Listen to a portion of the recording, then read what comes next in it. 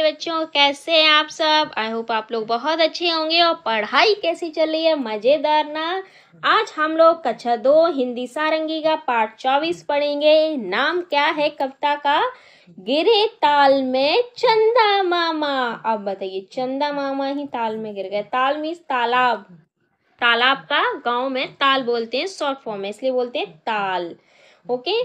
अब हम पोयम को रीडिंग करेंगे साथ में मिलकर और इसे याद करने की कोशिश करेंगे। चलिए तो मेरे साथ स्टार्ट कीजिए। अपने सामने बुक रखिए खोलकर और हाथ में पेंसिल पकड़िए। चलिए रीडिंग स्टार्ट करते हैं। गिरे ताल में चंदा मामा, सबने देखा फंसे जाल में चंदा मामा, सबने देखा एक अचंबा, मछुआरे ने जाल समेटा, कहीं नहीं थे चंदा मामा, कहाँ गए जी चंदा मामा, गिरे ताल में चंदा मामा, सबने देखा फंसे जाल में चंदा मामा, सबने देखा एक अचंबा, मछुआरे ने जाल समेटा, कहीं नहीं थे चंदा मामा, कहाँ गए जी चंदा मामा। इसके लेखक हैं, जो इस कविता को लिखा है वो है राजेश जोशी। इस कविता के लेखक हैं ये।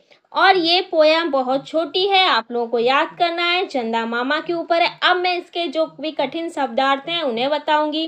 कि गिरे ताल में चंदा मामा, ऐसा क्यों कहा जा रहा है कि ताल में चंदा मामा गिर गए? देखिए, चंदा मामा आपको यहाँ पे ऊपर आसमान में दिखाई दे रहे हैं और फिर नीचे ये एक तालाब है, उसमें उनकी क्या बन रही है? परछाई। तो किसी को क्या लग रहा है कि ये ताल में गिर गए? गिरे नहीं है, जो एक परछाई बनती है ना, वो बन रही है।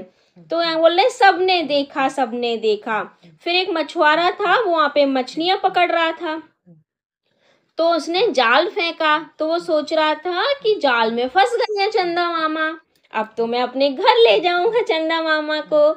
सबने देखा एक अचंबा मीन्स होता है जो एक, आप जैसे आज आप घर पे जाओ, आपकी मम्मी कहें जंक फूड नहीं खाए जाती और फिर एकदम से आपके सामने बर्गर ले आए, तो एक अचंबा होता है ना, आश्चर्यचकित, उसे बोलते हैं अचंबा। मछुआरे ने जाल समेटा, ये है मछुआरा, इसने जाल समेटा, कहीं नहीं थे चंदा मामा, लेकिन उस जाल में चंदा मामा कहीं नहीं थे। कहाँ गए जी चंदा मामा? अब मछुआरा सोच रहा है, लो मैंने तो सोचा था जाल में चंदा मामा आ गए हैं, लेकिन जाल में तो चंदा मामा कहीं है ही नहीं। ये देखिए पिक्चर्स आप लोग को दिख रही है क्लियरली। यहाँ पे मछुआरा अपनी नाव में बैठ के चंदा मामा को जाल में पकड़ रहा है। बहुत ही अच्छी पोयम है, इसे लर्न करना और अपने पेरेंट्स को सुनाना, टीचर्स को सुनाना, फ्रेंड्स को सुनाना। अब हम चलते हैं इसके एनसीईआरटी के क्वेश्चन आंसर पे। शब्दों का खेल, हमें एक शब्दों का खेल खेलना है। चलिए पढ़ते हैं। पहला प्रश्न है, कविता में अचंबा शब्द आया है, कविता पढ़कर अनुमान लगाइए कि शब्द का अर्थ क्या हो सकता है। तो अचंबा मैंने बताया आश्चर्यचकित, आश्चर्यचकित का शब्द, अचंबा का शब्दार्थ होगा आश्चर्यचकित।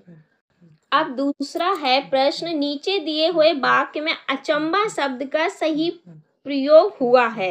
अच्छा, किस वाक्य में हुआ है? तो 3 वाक्य हमें दिए गए हैं, फर्स्ट, सेकंड, थर्ड। हमें बताना है किसमें सही प्रयोग हुआ है।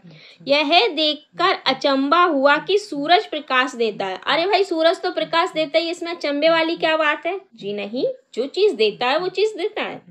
यह देखकर अचंबा हुआ कि चांद रात में दिखता है। भाई, चांद तो रात में ही दिखता है, दिन में थोड़ी ना दिखता है, इसमें कौन सी अचंबे वाली बात है? यह देखकर अचंबा हुआ कि आधे मैदान में बारिश हुई और आधा मैदान सूखा था। ये बात है अचंबे वाली, क्योंकि मैदान तो पूरा एक है, आसमान भी पूरा एक है, तो आधे मैदान में बारिश हो रही, आधे में नहीं हो रही है। यहाँ पे ये बात सही है, थर्ड वाला। चलिए, इस कविता में चंदा मामा की जगह पर सूरज दादा कहकर इस कविता को पढ़िए। अपनी नई कविता को कॉपी में लिखिए। हम लोग को क्या करना है? चंदा मामा की जगह सूरज दादा लिखना है। हाँ, अब जैसे कैसे करेंगे? गिरे ताल में सूरज दादा, सबने देखा फंसे जाल में सूरज दादा, सबने देखा एक अचंबा, मछुआरे ने जाल समेटा, कहीं नहीं थे सूरज दादा। कहाँ गए जी सूरज दादा। चंदा मामा की जगह हर जगह पे सूरज दादा लगाना। ओके, चलिए नेक्स्ट है मिलकर पढ़िए। अब ये है कुछ, चांद की रोटी पानी में आई, मछली फिर भी खा ना पाई। ये किसने लिखा है? मोहम्मद जाहिद खान ने। अब चांद की रोटी, जैसे चंद्रमा को लगा, ये चांद पानी में आ गया है तो हम इसे पकड़ लेते। उस तरह से मछली क्या सोच रही है कि ये कोई रोटी है तो इसको हम खा लेते हैं। उसके आसपास ये घूम रही है मगर खा नहीं पा रही, क्योंकि ये चांद की रोटी थोड़ी ना, ये तो चांद की परछाई है। सोचिए और लिखिए। चांद, पहला प्रश्न है, चांद की रोटी किसे कहा गया है? तो चांद की रोटी चांद के परछाई को कहा गया है। चलिए मैं लिखती हूँ, चांद की परछाई को कहा गया है। दूसरा प्रश्न है, मछली चांद की रोटी क्यों नहीं खा पाई होगी? अरे क्यों नहीं खा पाई? क्योंकि वह परछाई थी, तो कैसे खा लेती? क्योंकि वह रोटी